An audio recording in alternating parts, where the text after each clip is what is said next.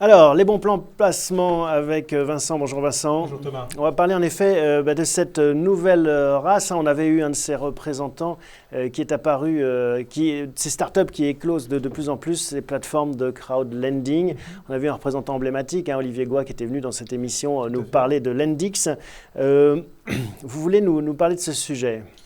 Oui, en fait, la question qu'on se pose aujourd'hui, c'est toutes ces plateformes de crowdlending. Donc, le crowdlending, c'est quoi ? C'est en fait c'est le financement participatif qui se concentre sur le prêt entre particuliers et là, spécifiquement, entre particuliers et entreprises. Donc, ce sont des particuliers qui vont décider de devenir banquier, en fait. De devenir banquier et d'attendre un rendement en retour de l'épargne qu'ils vont placer pour financer ces entreprises. C'est assez paradoxal parce qu'en fait, les Français n'aiment pas trop leurs banquiers en général et on leur propose de le devenir. Alors, c'est une façon de les concurrencer et en même temps, ils vont se rendre compte peut-être que c'est un métier difficile. Alors oui, c'est un métier difficile. On vient de voir, et ça fait plusieurs mois qu'on rabâche le fait qu'aujourd'hui, les taux sont extrêmement bas. On vient de finir le point sur les marchés financiers. On se rend compte qu'il y a un cash absolument faramineux disponible. Et donc, d'une certaine manière, aujourd'hui, les entreprises, les bonnes entreprises, celles qui ont un projet viable, arrivent à se financer dans d'excellentes conditions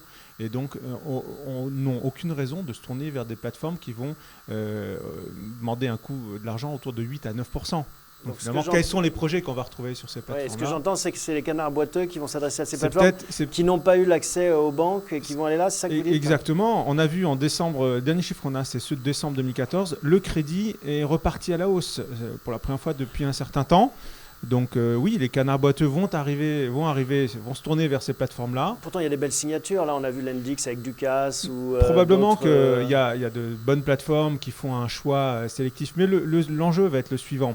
Je lisais encore hier une interview d'un des patrons emblématiques d'une des plateformes en France qui disait finalement, pour avoir un rendement positif et pour éviter le rendement négatif sur son épargne, il va falloir investir sur plus de 100 lignes.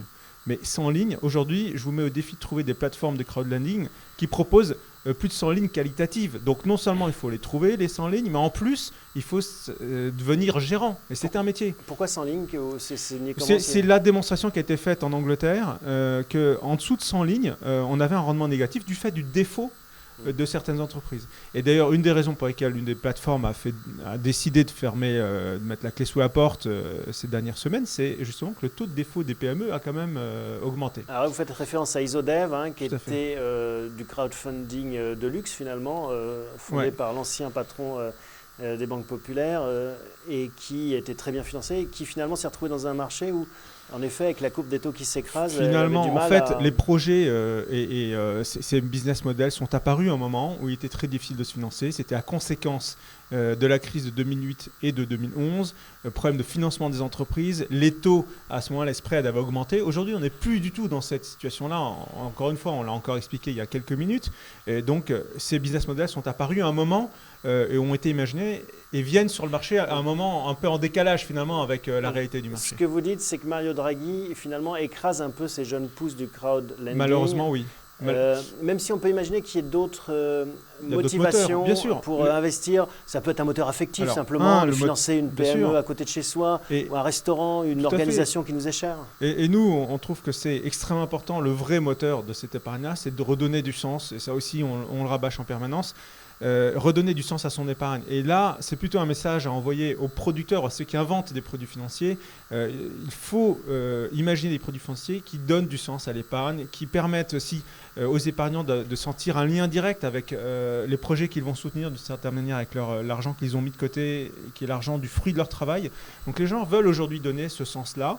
Donc il y a d'autres manières de le faire, c'est ça en fait. Alors quelles sont-elles ? Et donc pour revenir un peu sur les manières de donner du sens à l'épargne, c'est notamment par exemple les FCPR, les fonds entre guillemets à risque qui permettent d'avoir notamment aujourd'hui des modèles dans lesquels on peut être de nouveau dans cet état d'esprit du prêt aux PME. Donc là, il y a 2 ou 3 FCPR sur le marché qui sont apparus, qui ont généralement une logique de prêt à des PME qui ont un business model déjà avéré. 2, ce sont des entreprises souvent qui sont diversifiées au niveau international Et ce qui est important qui sont aussi, plus proches en fait des banques traditionnelles. qui sont plus proches des banques traditionnelles, mais qui également ont besoin d'aller, disons, recourir à des sortes de financements différents de ceux des banques.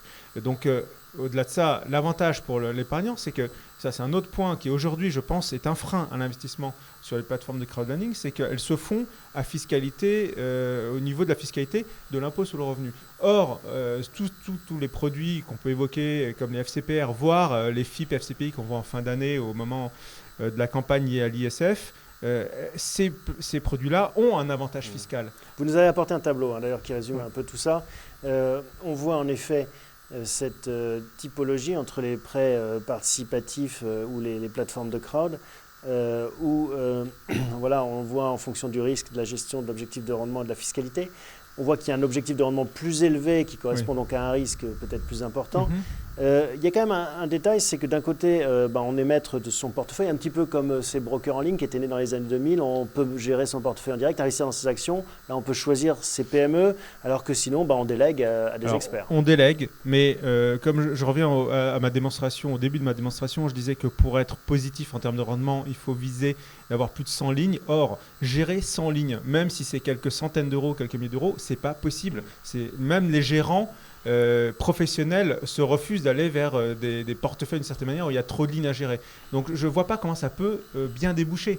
Il manque une ligne, aussi, c'est les coûts. Ça coûte plus cher aussi d'être dans une gestion administrée que de ça faire en coûte plus direct. cher, mais au regard des avantages fiscaux qu'on a, en réalité, on arrivera avec une fiscalité au niveau du revenu, si on est à l'IR, sur les plateformes de crowdfunding, en réalité, on arrivera à peu près au même revenu, rendement net sur les FCPR, sauf qu'on aura pris moins de risques et on aura en plus délégué complètement la gestion.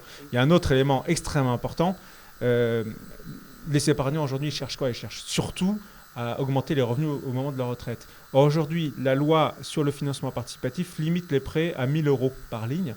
Donc, ça devient quand même très compliqué de constituer un vrai portefeuille par ce biais-là, alors qu'on peut investir plusieurs dizaines de milliers d'euros sur des FCPR sans que ça représente un problème d'accès aux produits, bien évidemment en respectant les critères de gestion patrimoniale.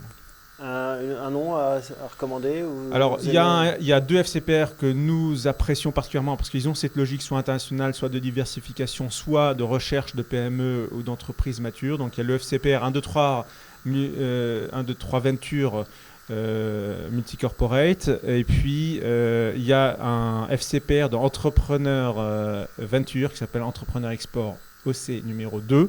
Ce sont les 2 produits qui respectent ce cahier des charges. Bon, on les retrouve sur le site de Bien Prévoir, de toute façon, j'imagine. Merci Vincent pour ces Avec explications. plaisir, à bientôt.